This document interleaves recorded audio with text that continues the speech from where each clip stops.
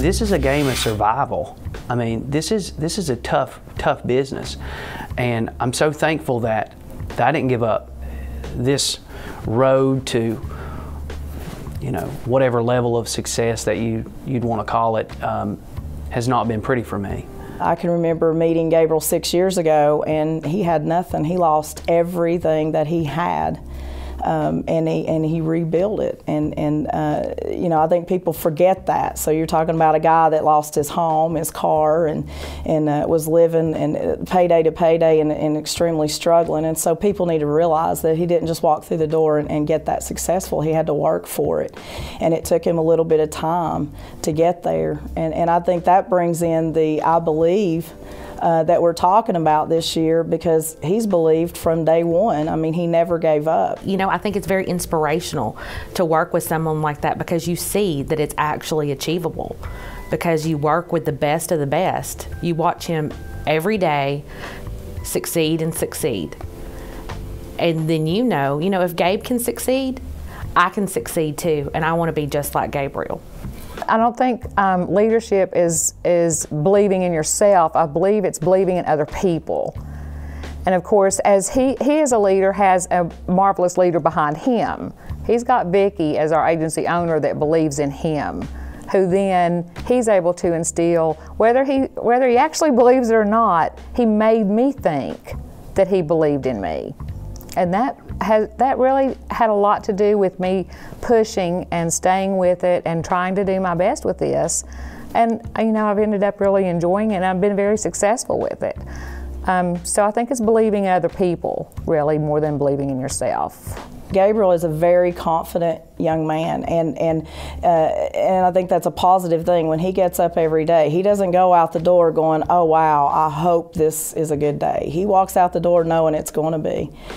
Even his worst day is better than a lot of people's best, just because of his attitude towards that, because you know, that is how it is in this industry. There's so much out there, and he wants it, and he knows he can reach that. So you know, I think he just walks out the door believing and knowing that he can achieve anything he wants to. I've got so much to work on to become better and more successful and stronger, a better person, a better leader, a better representative for Liberty National, that I'm constantly trying to sharpen myself and my abilities. And so, if anything, I'd say I keep going back to the drawing board to try to figure out, how can Gabriel get better? He really built an amazing team around him. I think he spent a lot of time developing people to do what he does, and I think he had a lot of support in that, and I think that is how you do that 2 years in a row. I don't think you can do that alone. He believes in the company, he believes in his team, he believes in the agents that he works with. He rolls his sleeves up and he goes and he does it. He doesn't just talk about it or tell them what they need to do to be successful. He actually goes out and he shows them every single day.